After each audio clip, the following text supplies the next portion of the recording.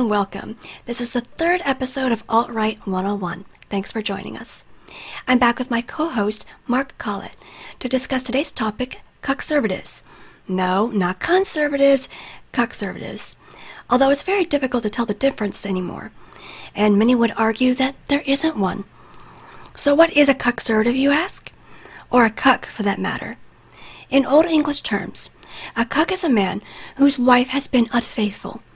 A cuck was a man who couldn't keep his wife loyal and may be caring for another man's child. Well, that's what a cuckservative is. A conservative is busy caring not for his own nation of people or conserving their culture, but one who cares for the well-being of anyone and everyone who isn't his own. Care about Israel's borders more than building a wall for the U.S.? You might be a cuckservative. Love open and free trade, but continuously permit countries like China to take our jobs and manipulate currency? You might be a cuckservative. Hate white supremacists, but love the idea of hard-working immigrants who oust Americans or British from their jobs and force them to leave the country to find work? You might be a cuckservative. Think identity politics is an evil tool of the left that must be avoided at all costs? You might be a cuckservative. Think that Democrats are the real racists and the origins of the evil Nazi party? You might be a cuckservative. Cuckservatives don't seek to retain tradition. They only seek to retain the current state of politics, and eventually, they lose. This concept might be new to some, so we'll start with the basics. What are the failings of the Conservative Party? And why does the alt-right consider conservatives to often be more of an enemy than liberals? Now, when I started to come around to see the real problems plaguing Western society, I turned toward conservatism because, well, it just seemed like a natural thing to do because they're conserving things, right? But that only lasted about a month. And your book, Mark, you claim that that's quite a normal response, correct? No, definitely.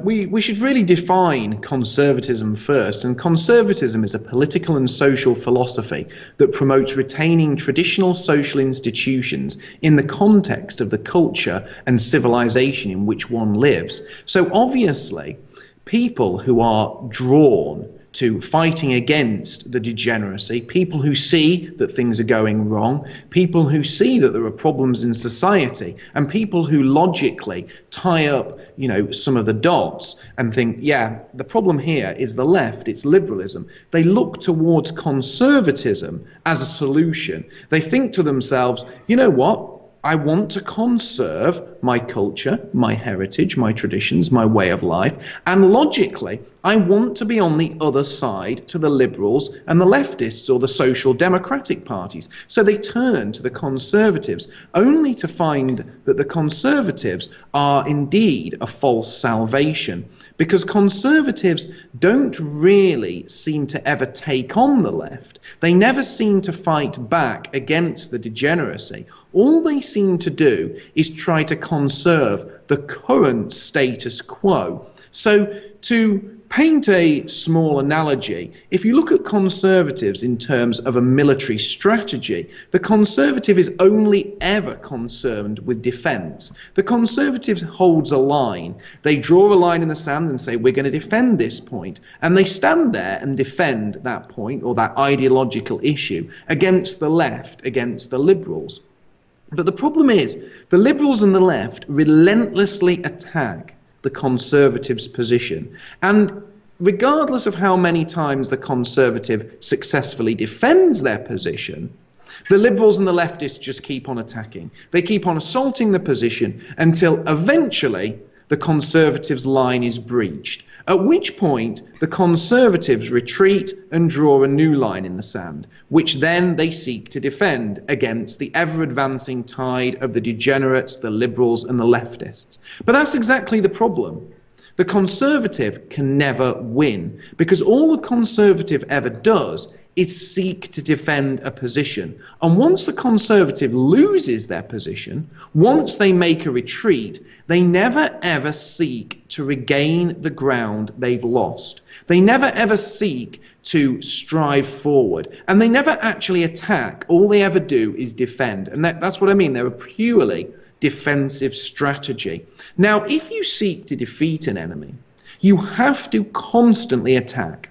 You have to constantly move forward, and you have to attack, and attack again until you drive your enemy into the sea and make ground for yourself and start to advance into your enemy's ground and destroy their positions. But conservatives never ever do that. All they think about is defense. And because of that defensive strategy, they are doomed to fail. And all that ever seems to happen is they get pushed back and pushed back. And eventually, when you look at the conservative parties of today, and you look at their manifestos, they bear nothing, or no resemblance, should I say, to Conservative Party manifestos of old.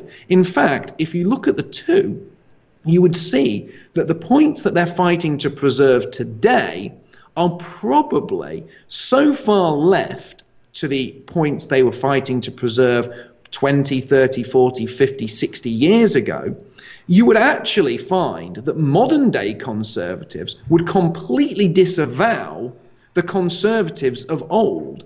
Whereas if you look at a Liberal Party manifesto or a left-wing party manifesto, you would see they've actually gained ground. They've actually won every point they fought for and pushed all of their ideological positions ever forward, pushing back the conservatives' line and actually making ground on the ideological battlefield. I've seen this so often where a conservative will just give way to their position, even if it's just a little bit. And what they don't realize is when they do this, they end up looking like moral cowards. And then after they turn away from their line and choose a new line of defense, as you put it, they will make fun of those who actually take the battle where the leftists are. I hear this constantly where people such as yourself and me, where we're on the alt-right, and we will adopt the tactics of our enemy in order to defeat them. We will take the battle where the battle actually is. And then you'll get mainstream conservatives or cuckservatives coming onto the scene saying that we're just like leftists. Oh my God, you're fighting just like a leftist. How could you? You're not truly conservative. We're the real conservatives. These people who are really fringe and they're actually engaging in battle and they're on the offense, they're immoral. You know, we're the moral conservatives, and we'll never fight that way because it's dirty. And this is how the Never Trump movement kind of came along. People always say the liberals are the main enemy of Trump. That's not true. It's the Never Trumpers. It's the Republicans. Because the alt-right will see these enemies. They'll go after them. They'll go on the offense. And they will sometimes rely on tactics that the left uses that are considered to be untoward or unmannerly, because that's how you defeat an enemy. You've got to have the same weaponry. And they will see this, the Never Trumpers. They will see Trump's really brash statements, his brash tweets. Oh my goodness, I could never say something like that. How dare he? I have to leave politics completely because it's just become so dirty. And they end up looking like moral cowards. And this, again, is exactly as you say, why they always lose. And you would think they would come together during the election to defeat Hillary Clinton. No. The right draws more lines in the sand than the left does. The left never disavows their crazies, but the right and the cuckservatives will always disavow anybody who's further to the right than they are. You'll find that's because the conservatives are actually moral cowards. The conservatives are so desperate to be seen as the nice guys, they're so desperate to be seen as the good guys, that they will actually sign up to rules of engagement drafted and dictated to them by their enemies. So the conservatives are really fighting with one arm behind their back, because they're always trying to actually please people who hate them. And they're moral cowards because they will disavow anyone who isn't playing by the left's rules. Now, a case in point, let's talk about, say, the gay rights movement here in the UK. Homosexuality was legalized in 1967. And since that, we have seen increasing waves of liberalization. And every step of the way, the conservatives initially tried to block any further liberalization until eventually it was actually a conservative government, David Cameron in fact, who passed legislation legalizing gay marriage. And interestingly enough, It was actually the conservatives who did the greatest disavowals of anyone who tried to stand against gay marriage being legalized, because they don't want to actually reach out to their own support base. They're too bothered about reaching out to their enemies on the left and trying to be seen as the nice guys, trying to play by their enemies' rules, than they are actually appealing to people who would be their core voters. And that's why, when Trump was going ahead in the polls, the Republican Party were in overdrive,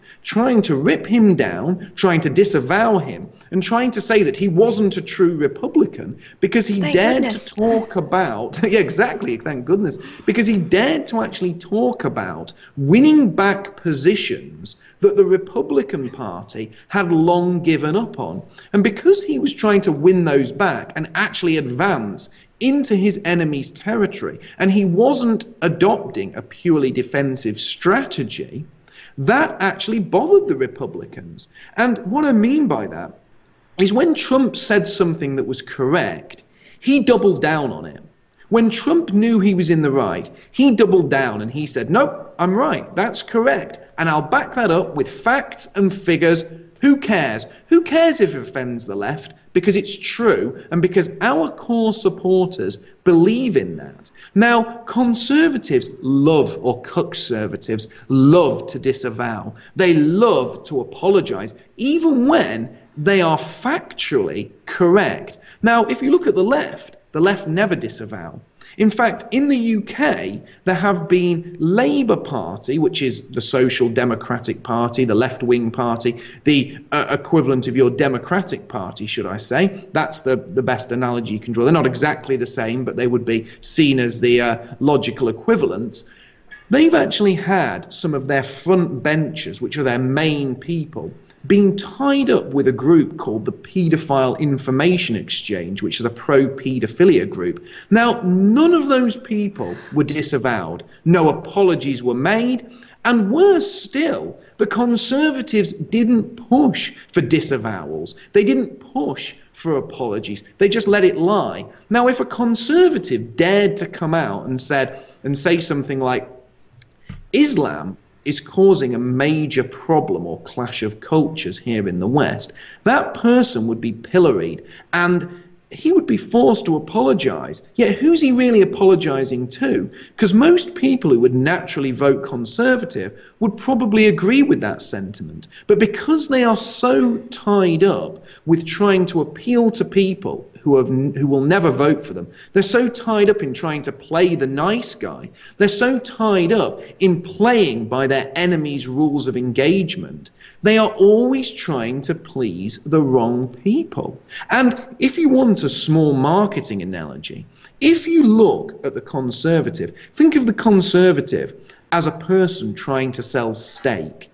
But if you were trying to sell steak, you wouldn't be trying to tailor your marketing to vegetarians or vegans. And that's exactly what the Conservative tries to do. He's constantly trying to sell conservative values and the idea of conservatism to people who are actively on the opposite side and who wish to tear down Western civilization. Now, we as nationalists, we as patriots, we on the alt-right, we realize that we need to take the fight to our enemies. And you can see this in the States with things like the tearing down of the Confederate monuments. Now, any true conservative would be trying to conserve those monuments because they're part of your heritage, your culture, and your traditions. But instead, the Conservatives are letting them be pulled down, and they're not putting up any fight because they're too scared that if they do, they will be called racist. Yet, who are they really appealing to? Because I would state that the vast majority of people who call themselves conservative in America would actually want those monuments and statues to remain. So it falls on us as the nationalists and the patriots to go and defend those statues and those monuments. But then what happens? we are attacked, we are pilloried, and probably our largest critics end up being the Republicans. So you have all the Conservatives. So you have people like Theresa May here in the UK, the Conservative Prime Minister, who fell over herself to attack those who were defending the monuments in Charlottesville. And yet again, you see conservative disavowals, and you see leading conservative figures actually attacking those who genuinely want to conserve our traditions. And who are they aiming to please? They're aiming to please those tearing down the statues. But once the statues have been pulled down, the conservative line backs even further back. Then you see Christian monuments to soldiers who died in World War I get pulled down. You see leftists then get emboldened by the conservative defeats. And you see people in papers in the UK calling for Nelson's column to be torn down. And the latest is what we saw in the press just a couple of days ago in the UK, where people have brazenly called for the poppy to be banned because it is a symbol of racism. And this is exactly how the conservative position over the last 40, 50, 60 years has been pushed so far back, and it has allowed the left to advance so relentlessly forward that we are seeing the destruction of everything that we hold dear. That's one thing that tends to drive me nuts, is that they will always say, I'm fiscally conservative but socially liberal, meaning ultimately you're just a liberal of the 90s. And as you say, they've just let one thing go and one thing go and another thing go in ways people don't even realize. It was unthinkable back in the 60s for there to be a queer lobby. I was listening to a speech by George Lincoln Rockwell, and he told everybody in a huge auditorium, just you wait, there's a queer lobby in Washington, D.C., and they are working to make sure that the advantages of homosexuality, that the homosexual movement gets pushed more and more and more. And the auditorium laughed at him. The entire auditorium was in stitches laughing at him. Well, you're not laughing now, right? Because now the LGBT community is everywhere. And at first they said, oh, it's just about one person loving another. You're just a homophobe, which is a word that scares cuckservatives to death. And now that they've gotten gay marriage, they are pushing it onto children. I saw a tweet just earlier that we're having our first teen gay romance movie coming out from the publishing industry, which just goes to show that the conservatives gave a little and gave a little and gave a little and allowed their original stance to be chipped away to the point where what have they conserved? And now we're seeing you can't even have women's bathrooms. They couldn't even conserve women's bathrooms because a women's bathroom and a man's bathroom is offensive to transgender people. So yeah, going back to this point of I'm fiscally conservative, but I'm socially liberal. That just means that you've allowed your positions to be chipped away because they're no longer fashionable. Back in the 90s, the idea of having a queer lobby or an LGBT lobby of any kind, the conservatives wouldn't have stood for it. Now they can't even run for office unless they are for that. And if they are against gay marriage, they have to have kind of a soft stance on it, where they want to allow them to have civic marriages or to have some kind of legally recognized partnership. So their position just gets pushed back and pushed back and pushed back. No, in the UK, it was in 1988 when the Conservative Party government passed legislation that was known as Section 28. And Section 28 prevented homosexuality being promoted to children as a normal and natural alternative to the heterosexual family unit, which was essentially used as a block to prevent left-wing teachers and people within the educational system from basically brainwashing and indoctrinating children with homosexual propaganda. Now, the Conservative government in 2014 then were the ones that passed the same-sex marriage legislation. So exactly the same government, the same party that enacted Section 28 in 1988, then legalized gay marriage in 2014. And believe me, had any conservative then in 2014 said, whoa, weren't we the ones that passed Section 28? Shouldn't we be really trying to reenact that and push that forward again? they would have probably been thrown out of the Conservative Party. So, to draw another analogy, and it's important to think of it like this, think of politics like a journey. The public are sat in the back of the car, and we get to choose the person who's driving the car. Now, the car can go in one of two directions. It either goes towards safety on that side, or it goes towards the edge of the cliff on the other side. And when it gets to the edge of the cliff, it goes over and it smashes itself to pieces on the rocks of degeneracy below, and everyone's doomed. So you have a choice. Who do you vote for? Well, if you vote for the Labour Party in the UK, the car is hurtling towards the edge of the cliff at a good 60 miles an hour. If you vote for the Liberal Democrats, it's going even faster. It's hurtling towards the edge of the cliff at 80 miles an hour, and you're really, really starting to feel the fear then. But if you vote for the Conservative Party, the car's still going in the same direction. The car's still heading towards the edge of the cliff. It's just going slightly slower, probably going about 30 or 40 miles an hour. So you might be going slower.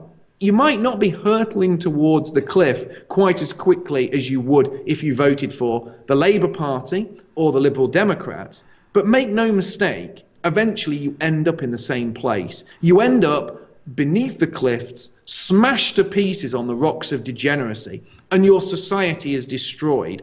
And the key to the Conservative Party is the Conservatives are never going to turn the car around.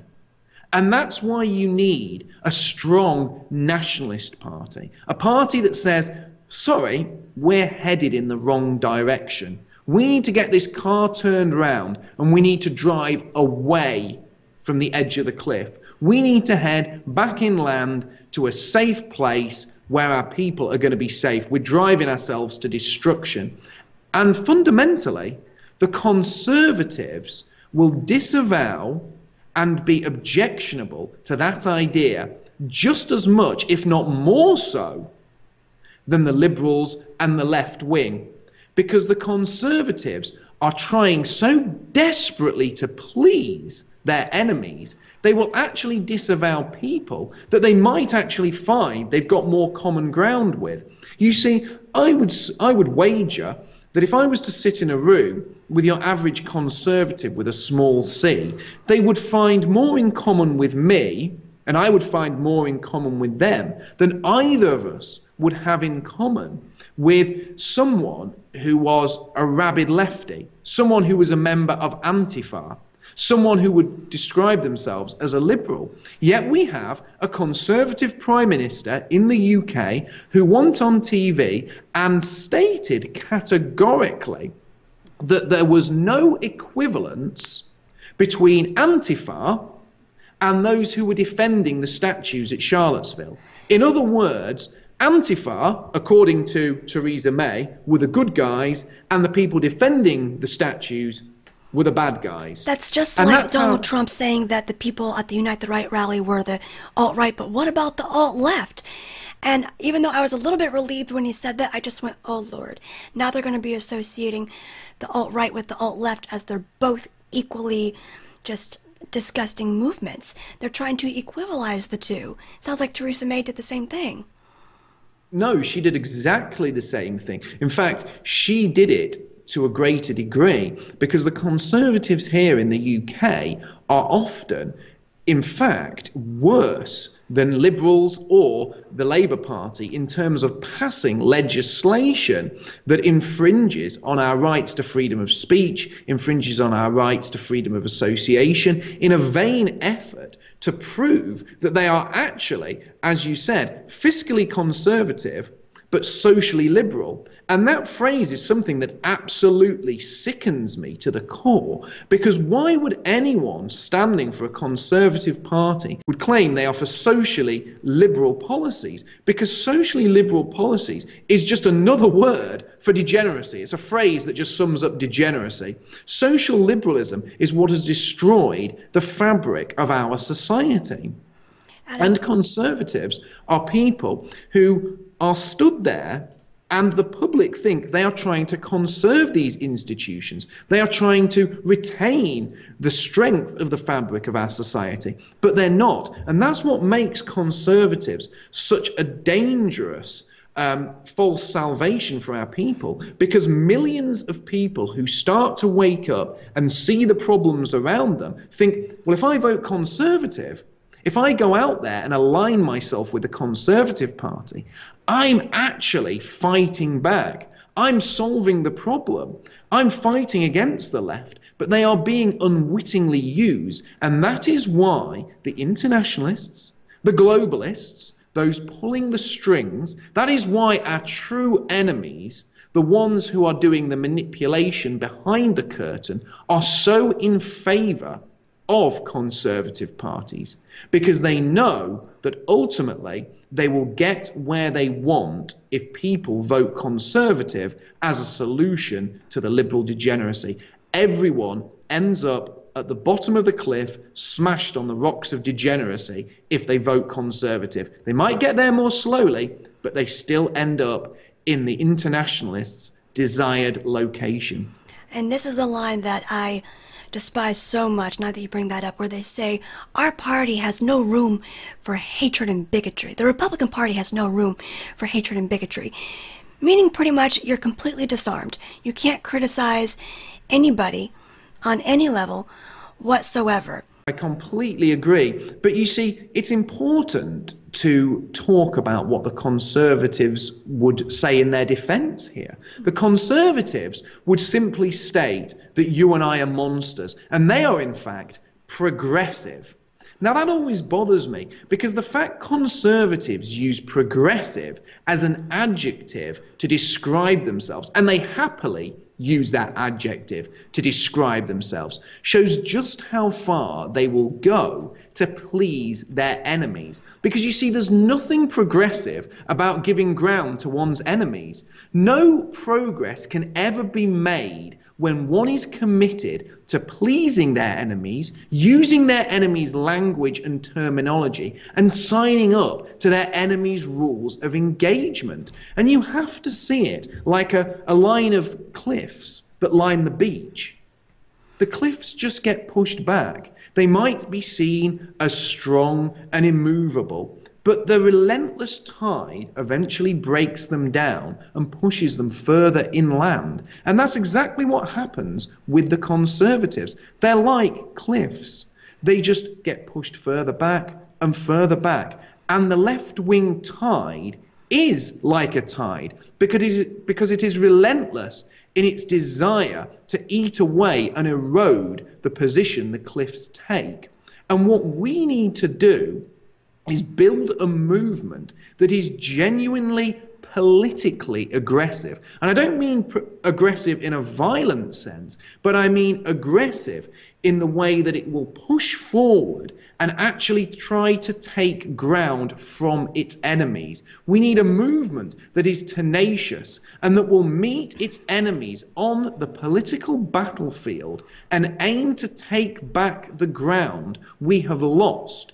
And I saw something in the alternative press today, which gives me great hope. We've talked about the monuments being torn down in places like Charlottesville. We've talked about the proposed attacks on Nelson's column, the proposed attacks on even the Poppy. But in a wonderful turn of events, I've read that Confederate monuments are actually being erected in the States, but on private land, where the left can't do anything about it. And that's a wonderfully nationalistic thing to do. That is a way to take the fight back to the left. If you've got private land that can be seen from public spaces, put up a Confederate monument. It is your right to do so. And it shows your pride in your ancestry. It shows your pride in your heritage, your culture, your traditions. And you are expressing that pride in a way that is positive. You are pushing forward your own political narrative in a way that the Cuckservatives would never do. Now, that is genuine progress. That is driving the car back in the right direction. And that is what we need to do, because it's something the cuckservative would never have the balls to do. Because they don't see that the rules of the game have completely changed, and when the rules change, you have to adapt to those new rules. Whereas I just see them all the time, trying to get the left to like them, thinking, oh, we can bring a few over to our side. I can win here by trying to engage with my enemy by being nice to them and win them over with kindness, and they'll pander to them. For example, I saw Tomi Lahren on The View, some of the most wretched left-wing women out there on television. And she got on there and pretty much said, I feel the same way about abortion as I do guns. Leave my body alone and leave my guns alone. Okay, maybe that sounds nice to some leftists out there. Maybe you got a couple to look at you differently, but the left is still going to attack you. They're never going to love you. And worse off, she lost her job because of it and alienated tons of people from her own base. Same with Paul Ryan. He got on a late night show and condemned Trump, saying, well, this country was founded on immigration, and I don't see how it can possibly be a moral decision to turn back immigrants who want to come here and want to do the right thing and want to get to be good old-fashioned Americans. That's another form of cucking, where you're turning on your own and you're trying to get the left to consistently like you. We don't need the left to like us. But I notice that the people on the right, I think of like Dinesh D'Souza. I consider him to be pretty much controlled opposition, because once again, he can't self-reflect. I was going to add in there that Dinesh D'Souza, he wrote that absolutely foul book trying to claim that the Democratic Party is in fact the new Nazi party. And when I see things like that, it makes me absolutely cringe, because it's such a load of nonsense, and you can see he's just trying to pander really to leftist rhetoric. He is trying to say, no, all you young liberals, you shouldn't be voting for the Democrats. They're the real Nazis. They're the real racists. And that's why so many people turn to the alt-right instead of conservatism. They see that and they're just like, that's pitiful. You're throwing every single arrow and not realizing that they're not going to hurt your enemy. They're blunted because they don't care. No, of course. And one of the big issues when you talk about people like Tomi Lahren or Gavin McInnes, he's one who's famously socially liberal, but fiscally conservative. Well, he's sticking things up his butt on camera, yeah. It's absolutely hideous, absolutely hideous. Or kissing Milo Yiannopoulos in public. That's to another example the of hoots and pandering to the left, applause. showing I'm a progressive conservative. You know, and all the people around him hooting and wailing and applauding as if it was some great act, as if it was some great act of defiance. All it was him kowtowing publicly to the liberal agenda and trying to virtue signal. Because the conservatives, in their desire to appeal to people who will never vote for them, they constantly virtue signal. And really, you have to look at people like Tomi Lahren and Gavin McInnes and other people who can be described as cuckservatives. They don't have a strong ideology or a set of values. You see, we as nationalists, we do. We have a strong ideology, we have a set of values, and those values do not shift and bend with the wind. We do not simply pander to the opinions and sensibilities of those who wish to destroy the West. We have a goal, which is actually not just the preservation of the West, not just the defense of the West. We are not conservatives. We are not just trying to defend a point. We want to preserve Western civilization, but we want to better Western civilization. We have lofty goals. We are not just saying, let's save the West. We want to save it, but we want to take it to the next level. We are inspired by the amazing achievements of our ancestors, but equally, we want to carry on in the footsteps of our ancestors and take those achievements to bold new levels, because that's the way you honor your ancestors. You don't just live off their glories. You take what they have created and you constantly improve what they have created and take those creations to a great new level, because that's what would make them proud. But the Conservatives don't want to do that. And that is why we can be seen as tenacious and committed. And believe me, if there's one thing I can grant the left, it is that they are tenacious and committed also. The Conservatives aren't. The Conservatives don't really have a belief system or a set of ideals. They simply blow with the wind. They say what they think will make them popular. But ultimately, they only sow the seeds of their own destruction by doing so. And they are constantly dancing to the tune of their foes. And that is why we need a genuine nationalist movement. That's why we need genuine people who can be spokesmen for the nationalist movement, who aren't scared when confronted by a journalist to say, yes, I believe in an homogenous white community. And I'm not scared of being called a racist. Exactly. I mean, if you are asked, do you actually believe then in a white Britain? Do you think Britain would be better as a white country than it is now as a multicultural country? You shouldn't be scared to simply state, yes. Yes, that is what I believe. That is what I want. Because every time you see a Conservative asked to defend their position, even if they're there to defend their position, you can actually see them squirm. You can see the look on their face. They are uncomfortable because they are so worried about what others may think of them. Now, I'm not saying that we as people have to be completely bullish and not scared at all what others think of us. But we have to realize that we are not going out there trying to appeal to people who hate us. By dancing to the tune of our enemies, we have already committed ourselves to defeat.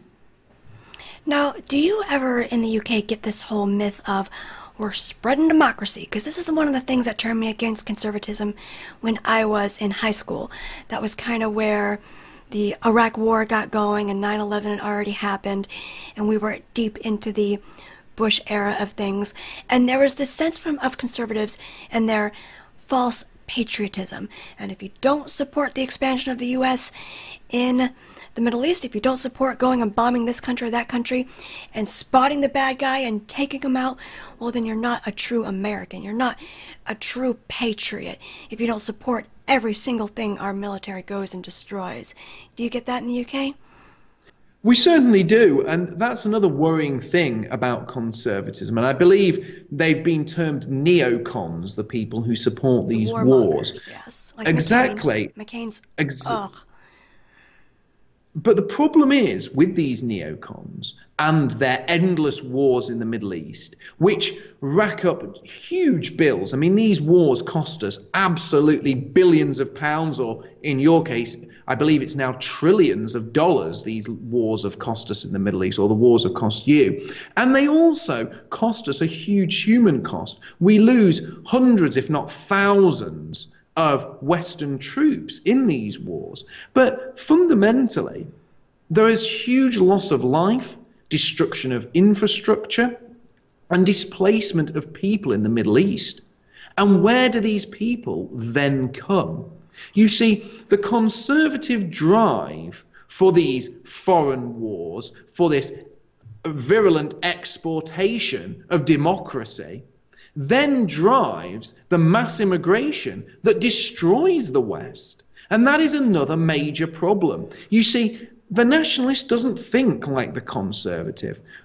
You see, unashamedly, I want a white, homogenous British society. But I don't want to force that on the rest of the world. You see, what's good for Britain isn't necessarily good for Japan, Nigeria, India, Pakistan, Afghanistan, or Brazil. And if these Middle Eastern countries want to stand up to these regimes, let them do that. It's not our job to go and take care of it for them.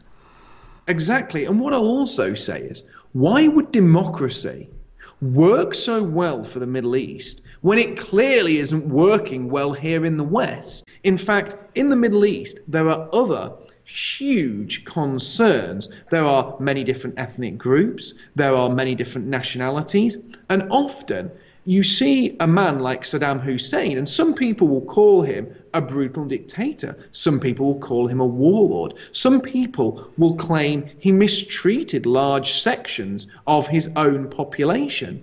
Yet, under Saddam Hussein, Iraq was a far more secular and stable nation than it has been under the sham of Western imposed democracy. I've heard that case made by several women in Saudi Arabia who came to America and said, I had to flee here because you guys screwed it up.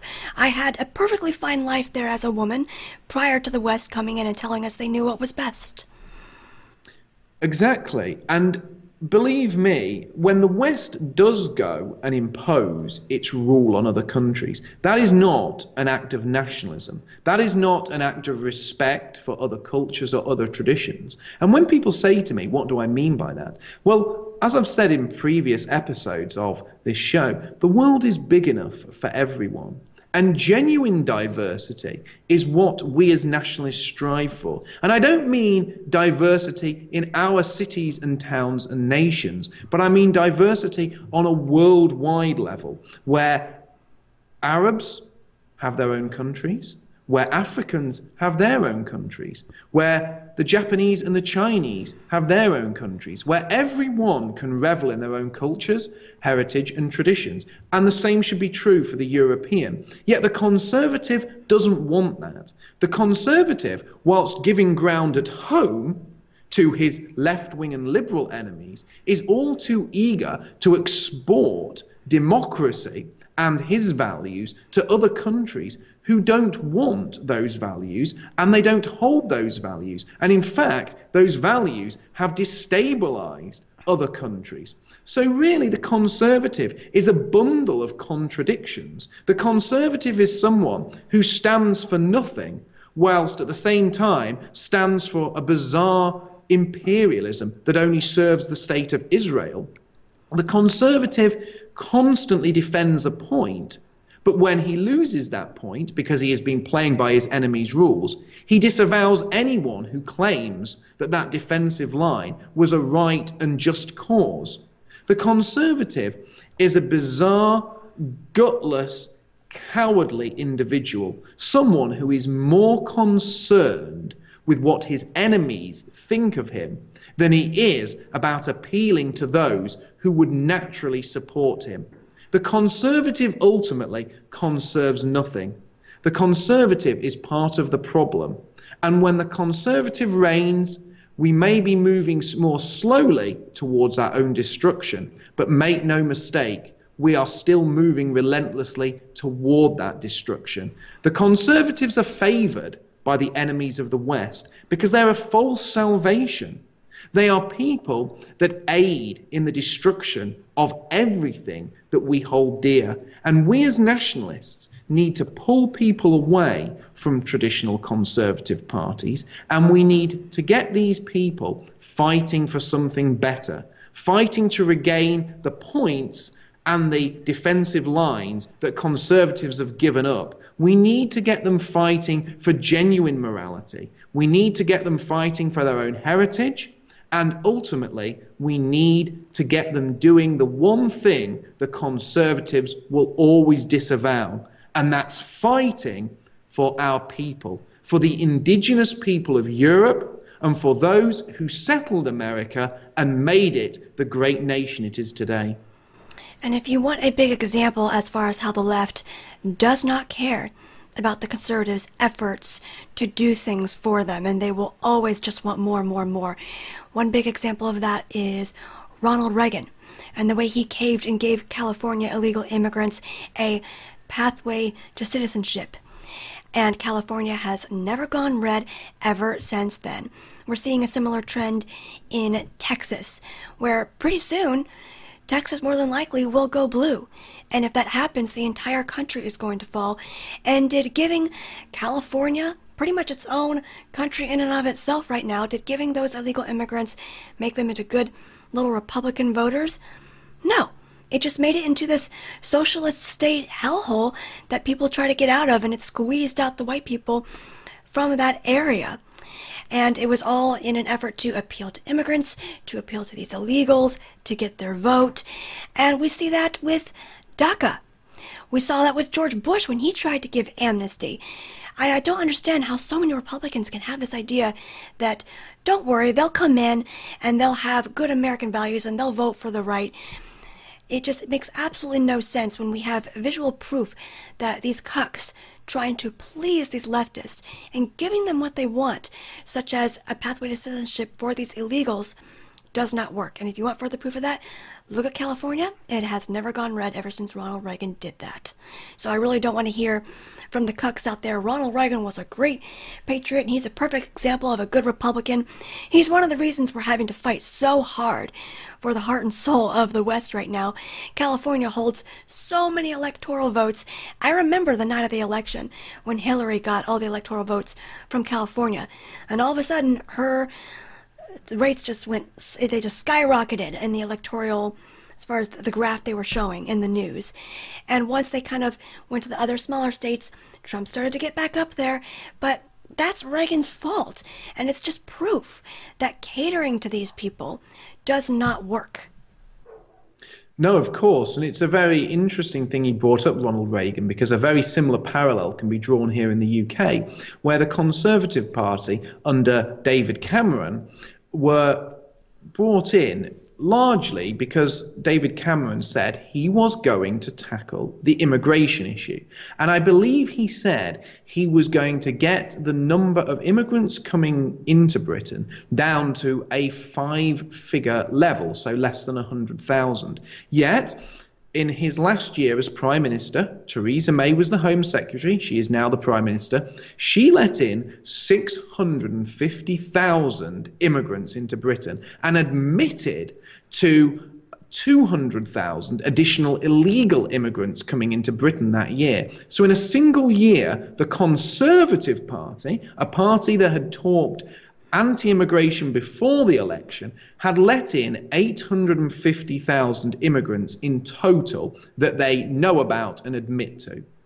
Now, the interesting thing with that is that's actually more than any Labour or left-wing government has let in a single year.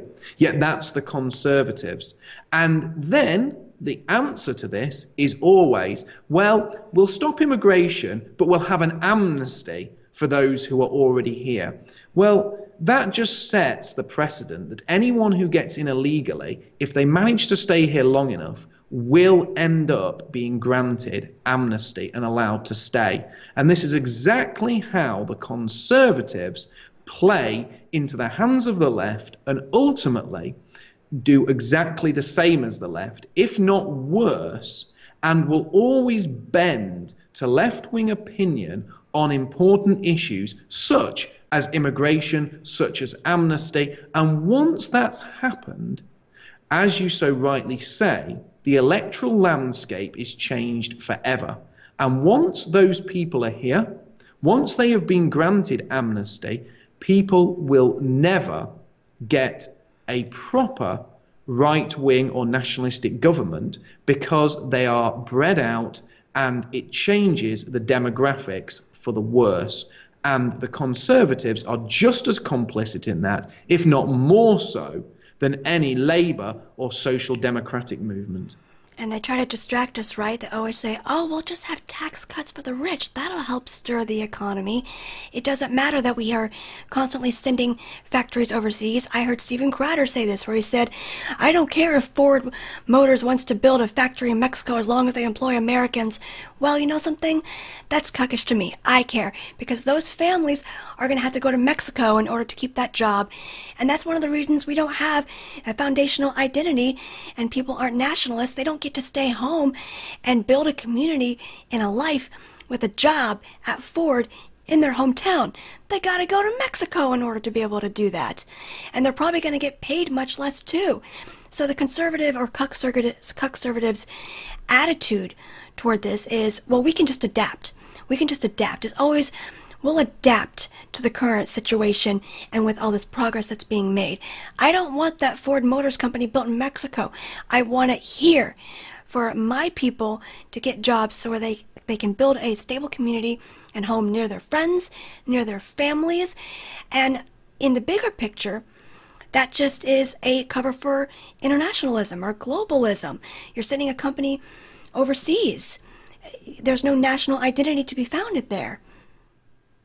No, again, I completely agree with this point as well. And it always bothers me when people say things such as, oh, I'm fiscally conservative. Well, that's a problem for me, because conservatives, especially here in the UK, have always been extremely eager to hand away British manufacturing to overseas companies. They've sold British businesses, they've shut down coal mines, they've shut down the steel works, and they've exported much of our industry abroad. And they have told us repeatedly that the way they are going to reinvigorate the economy is through tax cuts, service industries, which basically means working in McDonald's, and finally, by investing in the banking sector. And to me, that doesn't do anything for the man on the street. That essentially brings in globalism. It brings in the wrong type of international companies. It takes away our ability to manufacture, our ability to be self-sufficient and stand on our own 2 feet. Whilst at the same point, we need those international companies after a while. We can't be independent. And at the same point, it places huge emphasis on the importance of the banking and financial institutions which only exist to serve the internationalists, the globalists, and to build a world of usury and debt, which turns normal folk, the working men who used to be proud to work in manufacturing or primary or secondary industry, and it turns them into debt slaves.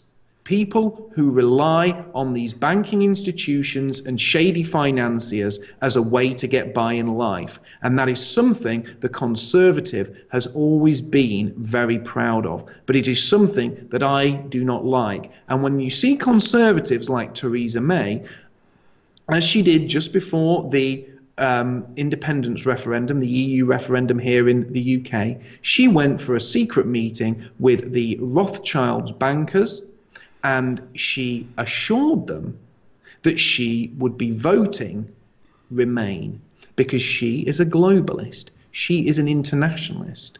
She does not believe in Britain's sovereignty. She does not believe in the British people. She believes in everything that seeks to destroy us. And that is another trait of leading Conservatives. They are not nationalistic. They do not believe in the sovereignty of the countries they claim to represent, but they believe in internationalism. And that, for me, is a huge problem, because internationalism is something that speeds our demise, it destroys our communities, and it robs us of our identity, our traditions, and our culture. And that is something that we as nationalists must never entertain and never stand for. And it's further proof that these two parties, the Democrats and the Republicans, are exactly the same these days. The Conservatives can just be seen as controlled opposition. We can fight back and forth that the Democrats are better with these ideas, the Republicans are better with those ideas, but at the end of the day, they both seek out globalism. They're both okay with internationalism. They're okay with sending our jobs overseas. They're okay with immigrants. They're okay with the big banks, because Hillary was, even though she won't admit it. That came out in the WikiLeaks. And at the end of the day, they don't have our best interests at heart. Neither party does, which is why I personally would love to see a more nationalistic party. And who cares if the liberals want to call us racist? Who cares if the Conservatives want to say, you're fighting like leftists? Well, at least we're fighting, because we understand where the battleground is, and that we need to be on the offense. Exactly. I echo those sentiments down to the word. We cannot cower. We cannot be craven. We cannot be weak. We cannot be scared of words, and we cannot play by the rule book that has been written by our enemies. If we wish to succeed, we cannot be conservatives. We must be nationalists. And that means we must stick by our guns. We must stand by our beliefs and our ideology, and we must fight to regain what the conservatives have been all too eager to hand away to our enemies. We must be the ones to not just draw a line in the sand and defend that line, but we must be the ones to take the fight to our enemies and regain everything that they have taken from us. And that is something that the conservative will never, ever do. And that is why our movement is the only true movement that will not only conserve Western civilization, but take it back to its former glory and beyond. I think that's an excellent way to conclude. We are coming on an hour, so please let my viewers once again know where they can find your work and your excellent book that has an entire chapter dedicated to why conservatism won't save us. Thank you. My book is called The Fall of Western Man. It's available from www.thefallofwesternman.com, and it's available as a free ebook. You can also buy it in hardback and paperback, but if you want to sample it, download a copy, and if you enjoy it, feel free to email it out to friends, family, or colleagues. And you can also follow me on social networks, YouTube, Facebook, and Twitter. And Mark is sending me a physical copy. I will have a review of that posted up on my channel as soon as I am done reading it and I receive it. I am Brie Fauché. You can find me at briefauché.com. You can find a video version of this podcast at 27crowsradio.com and on Twitter at Brie_Fauché. Thank you so much for joining us. Take care. Bye.